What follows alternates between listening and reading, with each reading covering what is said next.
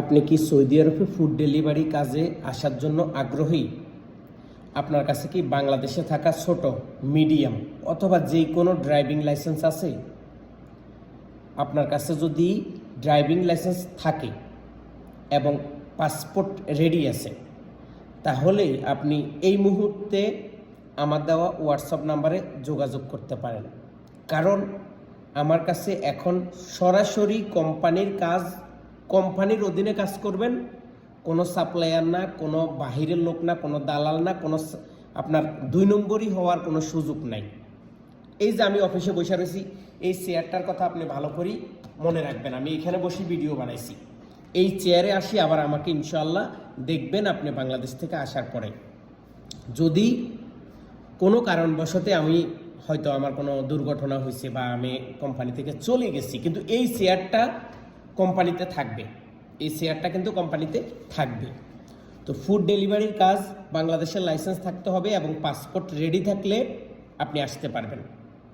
টাকা, যেই টাকাটা আপনার কাছ থেকে নিব, এই টাকাটা নেওয়ার উদ্দেশ্য হয়েছে, কারণ বাংলাদেশ থেকে ফ্রিতে আসা যায় না, আর সৌদি আরবে ভিসা উঠাইতে হলে সরকারের ট্যাক্স দিতে হয়, এবং লাইসেন্স আপনি যদি নিজের দায়িত্ব নিয়ে লাইসেন্স বানাইতে যান, তাহলে আপনি 1 বার 2 বার 3 বার 4 বার গেলেও আপনি পাবেন না। আর কোম্পানি কন্ট্যাক্ট করে আপনাকে লাইসেন্স বানাই দিবে, এরপরে একটা মোবাইল দিবে, ইন্টারনেট দিবে, A to Z সব কিছু কোম্পানি দিয়ে আপনাকে ভালো একটা বেতন দিবে এবং কমিশন থাকবে। যদি কেউ আসতে চান ফুড ডেলিভারি কাজ গাড়ি দিয়ে, কোনো মোটরসাইকেল না, গাড়ির লাইসেন্স থাকতে হবে বাংলাদেশের, এবং সৌদি আরব আসার পর আমরা সৌদি আরবের লাইসেন্স বানিয়ে দিব, রুম দেব, A to Z সব কিছু আপনি সুযোগ সুবিধা পাবেন।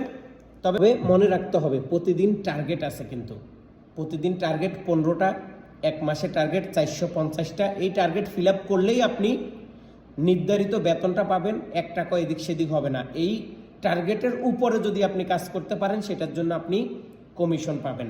আসতে চাইলে এখনই যোগাযোগ করুন, ভিসা শেষ হওয়ার আগেই আপনার পাসপোর্ট জমা দেন, আপনার ড্রাইভিং লাইসেন্স জমা দিতে পারেন আমার হোয়াটসঅ্যাপ নাম্বারে। ধন্যবাদ।